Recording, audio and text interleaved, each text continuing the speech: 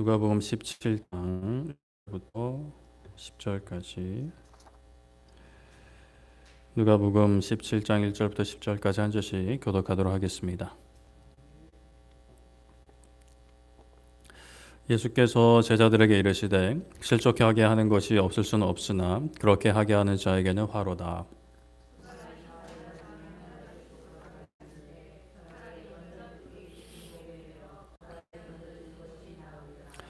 너희는 스스로 조심하라. 만일 너의 형제가 죄를 범하거든 경고하고 회개하거든 용서하라.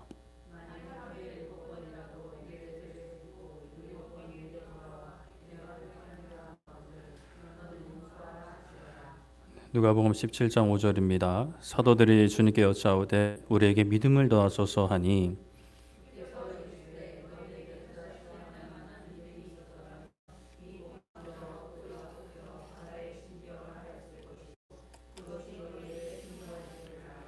우리 중 누구에게 밭을 갈거나 양을 치거나 하는 종이 있어 밭에서 돌아오면 그더러 곧 와 앉아서 먹으라 말할 자가 있느냐?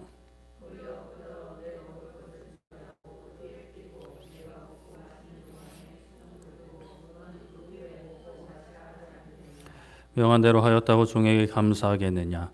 이와 같이 너희도 명령받은 것을 다 행한 후에 이르기를 우리는 무익한 종이라 우리가 하여야 할 일을 한 것뿐이라 할지니라. 아멘. 네, 오늘은 해야 할 일이라는 제목으로 말씀을 나누고자 합니다. 뉴스를 보다 보면 온통 그 사건 사고들, 눈살이 찌푸려지는 정치 이야기들이 주를 이루는데요. 그런데 간혹 아름다운 이야기들도 등장을 합니다. 어떤 사람의 필요를 외면하지 않고 도와준 사람들, 예를 들어 막 길거리에 그 화물차에 실려 있던 짐이 막 쏟아졌는데 사람들이 자기 갈 길을 잠시 멈추고 함께 힘을 모아서 빠르게 처리를 한 그런 내용들.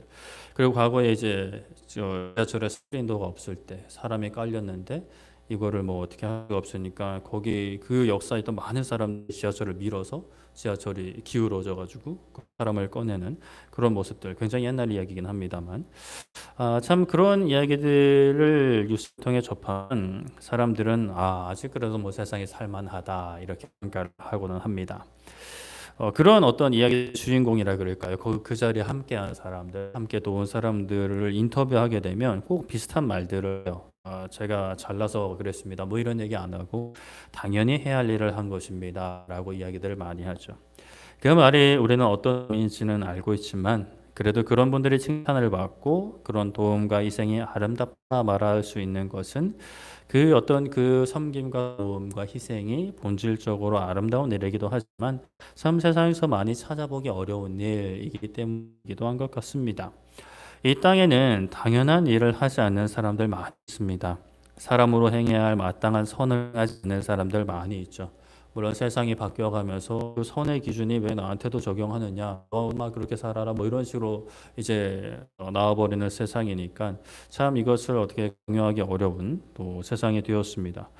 그러나 어찌되었건 우리는 어떤 기준이 있음을 믿죠. 절대적인 기준이 있음을 믿습니다. 그래서 그 기준에 해당되지 않는 사람들이 너무나 많이 있어요. 우리는 하나님의 피조물입니다. 피조물다운 삶을 살아야 하는 것이 그 기준인데 그렇게 살지 않는 그 기준에 벗어나 있는 영혼들이 너무나 많이 있죠. 예수님께서 오신 것도 결국에는 피조물된 우리가 마땅히 그 피조물된 삶을 걸어가야 할 일을 알려주시려고 보여주시려고 열어주시려고 이 땅에 오신 것인데 예수님께서 바로 그 길이시고 진리시고 생명이 되십니다. 아버지께로 나가는 길, 아버지를 찾는 방법으로서의 그 진리, 아버지께 나아가 영원한 생명을 얻는 길로 예수님이 이 땅에 오신 거죠. 그러나 유대인들은 율법을 잘못 이해해서 그 율법을 가지고도 율법을 주신 하나님 아버지의 마음은 모르고 율법으로 오히려 하나님과 멀어지는 그러한 안타까운 정말 슬픈 상황에 놓여 있었습니다. 대표적으로 재물이 오늘 새벽에 나눈 것처럼 하나님께서 주신 복이라고 여기고 제일 많은 자는 하나님께 복을 받은 자, 하나님의 은혜를 입은 의로운 자로 여겨졌죠. 오늘인가 어젠가 하여튼 우리 최근 나눴던 말씀. 그래서 이제 돈 있는 사람들이 하나님께서 보시기에 의로운 자라는 생각을 가진 그 유대인들에게 예수님은 부자와 나사로의 그 비유를 해서 아무리 재물이 많아도 다 하나님께 복 받은 사람이 아니고 아브라함의 자녀가 아님을 선포했습니다. 오히려 사람들에게 멸시받았던 그 거지 나사로, 하나님께 복을 받지 못한 사람으로 여겨지는 나사로는 하나님 나라에서 아브라함의 자손으로 복을 받는 말씀을 하시면서 유대인들의 그 생각을 완전히 이제 깨부수고자 하신 거죠. 오늘 말씀 1절 보면 제자들에게 말씀하시기를 실족하게 하는 것은 없을 수는 없지만 그렇게 하는 자에게는 화가 있을 거다라고 하십니다. 우리가 살다 보면 실족을 당하기도 하고 실족을 주기도 합니다. 여기서 실족이란 마음의 어려움을 겪게 되는 것인데, 사실 그 단순히 어려움뿐만이 아니라 거기에 더 나아가서 예수님을 떠나게 되는 것을 의미합니다. 물론 사람 어떤 어려움을 통해서 성장하기도 하고 자라기도 합니다. 마음이 건강한 사람은 아무리 주위에서 나를 넘어뜨리려 해도 사실 넘어지지 않죠. 넘어졌다 해도 바로 일어섭니다. 그러나 마음이 연약한 분들이 계시죠. 과거부터 쭉 연약한 분들이 계셨고, 어떤 특정 상황 가운데 힘든 시기를 겪으면서 일시적으로 약해지는 그런 분들도 계십니다. 어떤 이는 이제 문제와 관련해서 유독 약한 모습을 보이는 사람도 있고요. 그렇게 마음이 약한 사람들의 마음을 더 어렵게 하고 심지어 하나님에게서 멀어지게 하는 이에게 무엇이 다 화가 있다라고 말씀을 하세요. 앞에서도 이제 언급한 것처럼 실족함으로 하나님을 더 찾게 되는, 그러니까 마음에 어려움이 생겨서 하나님을 더 찾게 되는 그런 점들이 있는데, 내가 그 사람에게 어려움을 줬다라고 한다면 그런 측면에서는 어찌 보면 그 사람이 잘하는데 도움을 주었다라고도 말할 수 있는데, 그러나 분명한 것은 그런 어떤 어려움이 예수님을 떠나는 것까지 이어지고 그러한 것들을 통해서 나에게 화가 있다라고 말씀을 하시는 거죠. 이 말씀은 실족하게 하는 데 있어서 조심하여 그렇게 하지 말라는 것입니다. 예수님께서 심지어 작은 자 중에 하나를 실족하게 하는 것은 연자 맷돌이 그 목에 바다에 던져지는 것보다 심하다 하시는데요. 우리가 아는 맷돌은 이 정도 크게 이렇게 막 돌리는 맷돌이죠. 사실 그것만 해도 사람이 목에 줄을 들고 바다에 뛰어들면 아무리 뛰어난 수영수라 하더라도, 아무리 뛰어난 훈련을 받은 사람이다 하더라도 맷돌을 메고 바다에 뛰어들면 살아나오기가 어려울 겁니다. 그런데 이제 연자 맷돌은 보신 분들은 아시겠지만 거의 이 정도 될라나? 그 엄청난 크기의 돌이죠. 그래서 나무가 끼우고 사람이 이렇게 밀 수도 있지만 사실 사람이 밀기는 어려운 거고, 어떤 소나 나귀가 이렇게 메고 이렇게 뺑글뺑글 돌면서 곡식을 가는 그 맷돌이 연자 맷돌입니다. 사람이 한 100명 달려도 이제 못 나올 것 같은데 그렇게 큰 돌을 메고 바다에 뛰어드는 게 더 낫다라고 하시는 거예요. 스스로 죽고자 하는 사람처럼 연자 맷돌을 메고 바다에 뛰어내리는 것이 작은 자 중에 하나를 실족하게 하는 것보다 가볍다라고 하시는 거죠. 그렇다면 여기서 작은 자는 누구일까? 앞서 부자와 나사로 비유에서 나사로 같은 사람들이 바로 작은 자라는 거죠. 이 땅에서 천받고 가진 것 없는 사람들입니다. 연약한 사람들입니다. 몸과 마음이 연약한 사람들이죠. 예수님께서는 그들을 돌보주라고 하십니다. 부자와 나사로 비유해서 부자가 잘못한 것은 부유한 것이 아닙니다. 부유한 것 자체는 죄가 아니죠. 그러나 그 부유함으로 나는 하나님께 복을 받은 의로운 백성, 아브라함의 자녀라고 생각하며 가난한 사람들은 저가 죄를 지어서, 아니면 부가 죄를 지어서, 조상들이 죄를 지어서 그렇게 가난하고 힘든 것이라고 생각하고 자기 죄에 대한 결과를 받는 거니까 내가 굳이 도와줄 필요가 없는 거예요. 그렇게 생각하는 것이 심각한 죄인 거죠. 우리가 가난한 이들을 볼 때에, 고난을 당하는 이들을 볼 때 이들이 우리보다 죄를 더 지어서 그런 일을 당했다 함부로 생각해서는 안 됩니다. 물론 좀 기쁠 수는 있겠죠. 잘못된 선택을 했을 수 있습니다. 죄를 지어서 그런 징계 시간을 보내는 경우도 있습니다. 그러나 그것을 우리가 판단해서는 안 되는 거죠. 우리는 일단 도와줘야 하는 것입니다. 설령 그들이 죄인이다 하더라도요, 명백히 죄 있는 사람이라 하더라도 우리는 그들을 도와주는 것이 기본 우리의 삶의 모습인 거죠. 3절에 예수님께서 스스로 조심하라 하시면서 형제가 죄를 범하거든 경고하고 회개하거든 용서하라 하십니다. 조심해야 할 것은 연약한 자를 무시하거나 그들을 실족하게 하는 것을 조심해야 되는데, 그리고 조심하는 것은 죄 있는 사람들이 용서를 구할 때 용서하는 것인데요. 죄를 무조건 용납하는 것과는 다릅니다. 일단은 죄를 범하거든 죄를 진 것이 명백하다라고 하면 경고하십니다. 죄 자체를 그냥 용납하는 것 또는 뭐 죄를 죄 지어라 죄를 붙이는 것 그것은 아닙니다. 죄는 그 죄에서 돌이켜야 합니다. 형제가 그러하다면 죄에서 돌이킬 수 있도록 이제 도와줘야 되는 게 맞아요. 명백한 죄로 밝혀지면 그에서 떠날 수 있도록 훈계하고 또 안내하고 해줄 수 있어야 됩니다. 그런 가운데 그 사람이 회개하면 죄를 회개하면 그때 용서하라라는 거예요. 여기서는 이제 그러면 뭐 먼저 용서할 필요 없겠냐 그런 관점이 아니라 좀 들어보세요. 4절에 하루에 7번이라 죄를 짓고 7번 돌아와 회개하더라도 용서하라 하시는. 자, 하루에 7번 죄를 짓는 경우는 어떤 경우일까? 만약에 똑같은 잘못을 하루에 7번 한다고 생각을 해보면 그건 진짜 나를 무시하는 거죠. 나를 기만하는 겁니다. 나를 열받게 하는 거예요. 그래서 이거 나랑 싸우자는 거냐고. 뭐 사실 두세 번만 똑같은 잘못해도 그렇게 나갈 것 같은데요.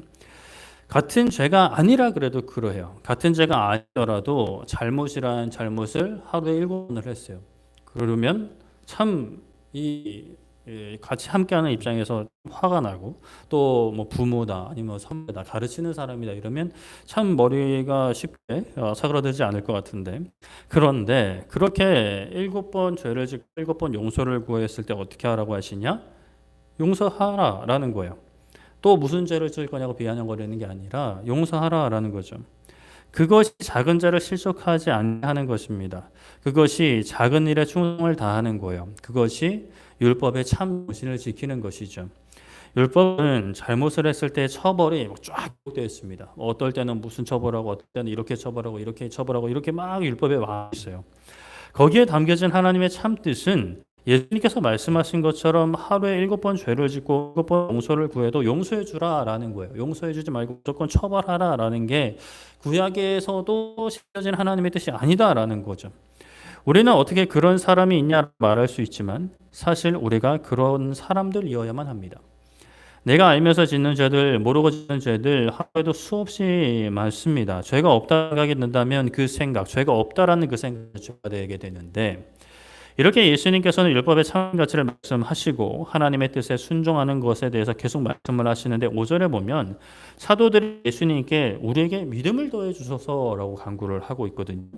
갑자기 왜 믿음을 더해달라고 하지? 라는 생각이 드는데 4절과 5절 사이에 어떤 특별한 사건이나 뭐 시간적인 긴 틈이 있다라고 가정을 한다면 사실 뭐 시간적 가격이 있다 하더라도 제자들은 예수님께서 하시는 말씀을 다 지킬 자신이 없는 거예요.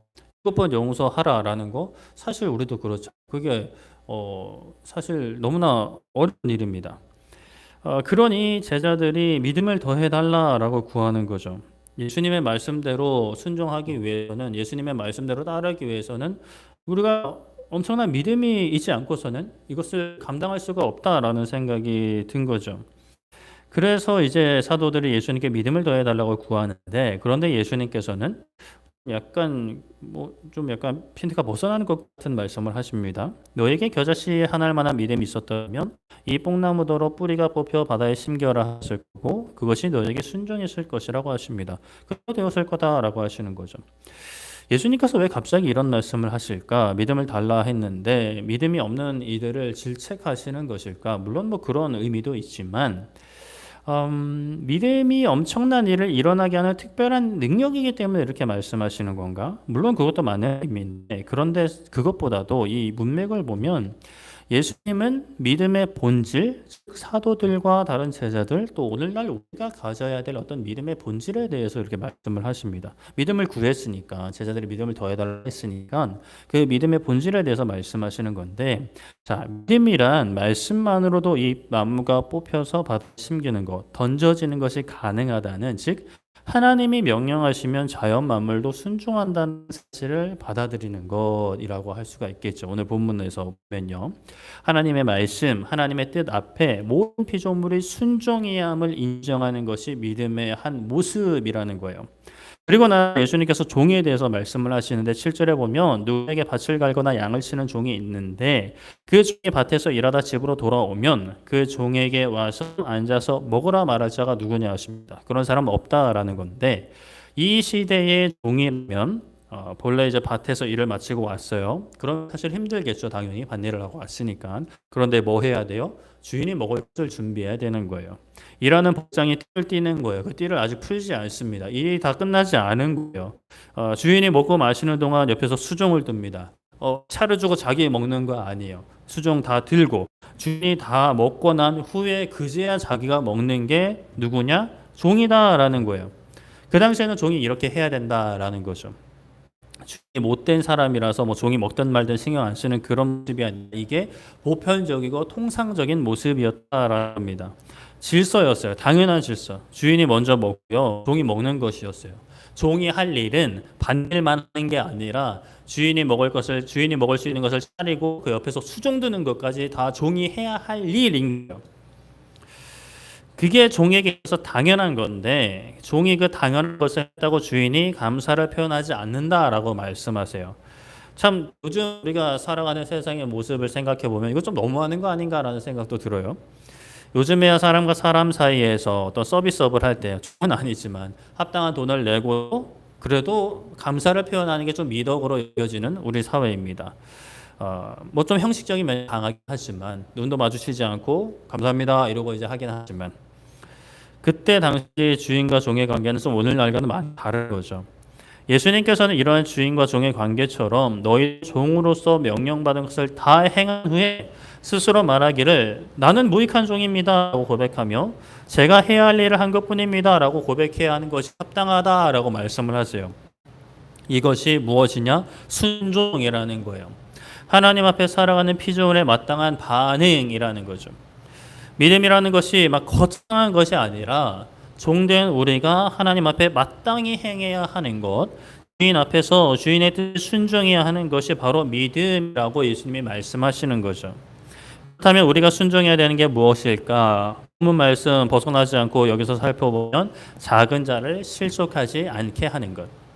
실족하지 않게 하는 것은 그냥 해달라고 다 해주는 게 아니에요. 막 마음에 상처 입을까봐 조금이라도 막 실망할까봐 막 어떤 말도 하지 않는 게 아니죠. 물론 살피는데 다시 3절을 보면 어떻게 하라 그랬죠? 형제가 죄를 범하면 경고해야 한다라는 거예요.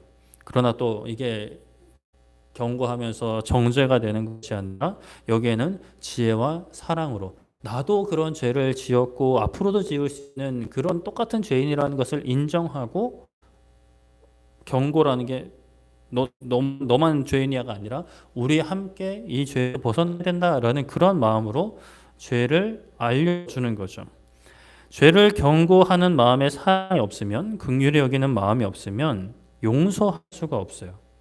회개하면 용서해 줘야 되는데 용서를 할 수가 없는 거죠. 그래서 오늘날 우리들의 모습을 보면 경고는 잘해요. 아니면 경고도 하지 않아요. 왜냐하면 서로 갈등 생길까 봐, 마음에 상처 줄까 봐. 그런데 이제 경고를 잘 하시는 분들이 있어요. 그거는 되게 이제 정죄로 이어지는데 근데 그런 분들을 보면 되게 용서는 잘 못해요.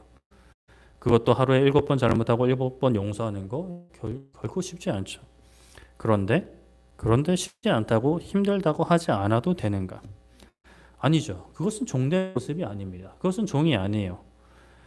우리가 용서하고 사랑하는 것이 엄청난 믿음이 있어야 한다라고 생각을 해요. 특히나 진짜 어떤 범죄자를 용서하는 것, 나에게 큰 피해를 끼친 사람들 용서하는 것, 심지어 사랑한다? 야, 이거는 뭐 예수님이 와도 못한다라고 심지어 이런 말을 하기도 하는데 그건 예수님을 모욕하는 겁니다. 엄청난 믿음이 있어야 용서하고 사랑하는 것, 사실 그건 뭐 아예 틀린 말은 아니에요. 예수님께서도 어떤 사람들을 보며 너의 믿음이 크다라고 말씀을 하셨으니까요. 예수 그리스도의 사랑과 용서, 은혜를 붙잡아 용서할 수 있는 것이 맞습니다. 그런데 이 그 어떤 큰 믿음과 예수님의 사랑과 용서의 은혜를 붙잡아야 용서, 사랑할 수 있다라는 이 당연한 가르침에 문제가 있는데 뭐냐? 내가 용서하지 못하고 사랑하지 못하는 것을 내가 믿음이 없다라고 합리화시켜 버리는 데 문제가 있는 거예요. 그리고 믿음을 더 달라라고 구하는 거죠. 내가 지금 사랑하고 용서하지 못하는 것은 믿음을 안 주셔서 내가 못하는 겁니다라는 그런 뉘앙스가 우리 가운데 심겨져 있을 수 있다라는 것입니다. 이 부분을 우리가 깨트려 버려야 돼요. 일단 기본적으로 우리가 우리 마음에 새겨야 되는 것은 하나님이 하라 하시면 하는 거예요. 우리 이제 특히나 이제 우리 여기 장년분들이 많이 계시니까 우리 장년분들은 그런 시대 속에 살아왔잖아요. 반드시 해야 하는 것은 그냥 묻지도 따지지도 말고 해야 되는 그런 것들이 있단 말이에요. 아버지로서의 역할, 어머니로의 역할, 뭐 내가 힘들고 아프고 이런 것은 사실 다음 문제인 거예요. 내게 맡겨진 일이 있으면 가정에서든 직장에서든 해야 되는 거예요. 근데 사실 요즘 좀 뭐 이게 좀 편협한 생각일 수도 있지만 젊은 세대들은 좀 다른 것 같아요. 내가 반드시 해야 되는 것들보다는 그냥 내가 하고 싶지 않으면 안 하는 그런 어떤 좀 시적 흐름이 있긴 한데 물론 뭐 다 그렇지는 않겠습니다만 우리가 하나님과의 관계에서 분명히 새겨야 되는 것 하나님이 하라 하시면 한다라는 거예요. 종이 밭일을 하고 와서 주인의 식사를 먼저 챙겨주고 나중에 내가 먹을 그런 종의 역할, 나의 할 일, 그것이 당연한 것이라면 아무리 힘들어도 그렇게 해요. 아무리 몸이 부서질 것 같아도 그렇게 합니다. 물론 정말 몸이 움직일 수 없을 정도로 한계에 다다르고 질병이 크게 왔다라면 그냥 뭐 쓰러지겠죠. 그런데 언제 힘들어지냐? 언제 괴로워지냐? 내가 왜 이렇게 해야 돼? 아무리 종이라도 꼭 주인 먼저 식사를 챙겨줘야 돼? 나도 사람인데 같이 먹으면 안 돼라는 생각이 심겨질 때 누군가에게 이게 계몽이라고 생각할 수도 있겠는데 그런데 이러한 생각이 그 종에게 심겨지는 순간 종은 괴로워지기 시작하는 거예요. 아니, 나만 집만 고생했나? 나는 밭일까지 하고 왔는데 밥은 먼저 먹게 해줘야 되는 거 아니야? 라는 생각 그 생각이 있기 전에는 안 힘들었어요. 물론 몸은 똑같이 힘들지만 마음이 다른 거 정신이 다른 거예요. 일이 힘든 게 아니라 그 생각이 나를 힘들게 하는 거예요. 사랑과 용서가 힘들까요? 사실 좀 냉정하게 좀 밉게 얘기하면 힘들지 않습니다. 내가 당연히 해야 되는 것이라고 그냥 받아들이면 내 스위치를 그냥 돌려버리면 사실 어려운 게 아니에요. 나는 못한다. 특별한 사람들만 하는 것이다. 보통의 사람들은 갖지 못한 엄청난 믿음을 가지고 있어야만 사랑하고 용서하고 헌신하는 것이다. 라고 생각하면 그 생각이 순종의 한 걸음을 내딛지 못하게 하는 것이죠. 사랑하고 어떻게 저 사람을 사랑할 수 있어요? 어떻게 용서할 수 있어요? 죽을 것 같아요. 우리 정신 똑바로 차려야 됩니다. 사랑하지 않고 용서하지 않으면 사랑하지 않음으로 용서하지 않음으로 죽는 거지 사랑하고 용서해서 죽는 경우는 없어요. 물론 그런 경우 있죠. 진짜 뭐 범죄자를 용서해서 가족으로 품었는데 그 범죄자의 손에 죽는 경우가 있을 수는 있어요. 그러나 우리의 영혼이 죽진 않아요. 우리의 영혼은 사랑하지 않을 때, 용서하지 않을 때, 순종하지 않을 때 죽게 되는 거죠. 연자맷돌을 목에 메고 바다에 뛰어드는 것이 더 낫습니다. 그냥 당연히 하는 것이에요. 사랑한다고 용서한다고 우리의 영혼 죽지 않아요. 지는 것 같아서 내가 패배하는 것 같아서 그것을 이제 죽는 것보다 더 괴로워하는 것처럼 이제 느껴지는데 그러나 사실 죽지 않습니다. 다 거짓말이에요. 착각입니다. 사랑하지 않고 용서하지 않으면 죽는다라는 것을 우리가 분명히 고백을 할 수 있어야 될 것이죠. 우리가 이 땅에서 아무리 사랑하고 용서해도 우리가 해야 할 일을 하는 것이니 또 하나님 앞에 우리가 고백할 것 우리는 무익한 종입니다. 은혜입니다. 라고 고백을 해야 되는 겁니다. 그래도 이제 이런 생각이 계속 들어올 수가 있을 것 같아요. 사랑하고 용서해서 정말 죽을 것 같이 괴롭다면 그냥 죽지 뭐 라는 생각도 필요할 것 같습니다. 에스더의 고백, 뭐 상황은 좀 다를 수 있겠습니다만 죽으면 죽으리라 라는 그 고백이 우리 가운데 있어야 되는 것이죠. 사랑하고 용서해야 합니다. 사랑하고 용서하다 죽으면 그것은 하나님께서 기뻐 받으시는 삶의 열매가 되는 거죠. 우리가 무엇을 위해 살까요? 무엇을 위해 우리가 아둥바둥 이렇게 열심히 살까요? 하나님의 영광이잖아요. 하나님께 순종이잖아요. 그러면 우리는 그냥 해야 되는 것은 해야 되는 것입니다. 힘들고 어려워도 일단은 할 수 있는 데까지는 해봐야 또 하나님 힘 주시면 하는 거고 그때 뭐 힘 안 주시면 그냥 그 자리에서 주저앉는 거고 우리가 해야 할 일 작은 자를 실족하지 않게 하는 것 그것은 단순히 마음에 어려움을 주는 그 정도가 아니라 사랑으로 권면하고 경고하고 용서하는 것 결국에 뭐 한마디로 하면 하나님께로 인도하는 것. 예수님께로 인도하는 것이겠죠. 말씀을 정리하겠습니다. 예수님께서 자녀를 실족하게 하지 말라 하십니다. 실족하게 하는 것은 죄에 넘어지는 것이죠. 예수님을 떠나는 겁니다. 실족하지 않게 하는 것은 그 대상이 죄를 짓게 되면 사랑과 지혜로 경고하고 회개하면 받아주는 거예요. 하루에 7번까지라도요. 뭐 저도 인간적인 생각이면 쉽지 않겠지만 그래도 어떻게 해요? 해야 되는 건 해야 되는 거죠. 그것은 사실 엄청난 믿음이 필요한 일이 아닙니다. 우리 모두에게 있는 그 작은 믿음이면 사실 충분한 일이에요. 종은 종으로서 해야 할 일을 해야 하는 겁니다. 우리는 사랑하고 용서하는 것이 우리가 해야 할 일, 마땅히 해야 할 일인 것이죠. 그 마땅한 일을 우리 행할 수 있습니다. 세상은 또 우리 지난날의 경험은 못해. 그러면 너 지는 거야. 너 루저야. 너 실패자야. 아니 이겨야지. 보복해야지. 조금이라도 갚아주지. 죄를 경고는 하지만 야 그거 용서해주면 안 돼. 라고 이야기를 하지만 그런 건 이제 우리는 이제 버려버리고 말씀을 붙잡아야 되는 거죠. 예수님이 하나님이시라면, 예수님 우리의 주인이시라면 예수님이 하라고 하신 것 하는 거예요. 못하겠어요. 힘주세요라고 기도는 할 수 있지만 할 수 있는 데까지 하는 거죠. 그거 하느라 죽는 것은 순교인 것이고 사랑과 용서하느라 순교할 수 있다면 그거는 감사할 수 있는 것이고 근데 사랑과 용서한다고 해서 죽는 경우 정말 많이 없다라는 것을 우리가 반드시 기억하고 사랑과 용서의 발걸음을 내가 내 삶의 주인이 아니니까요.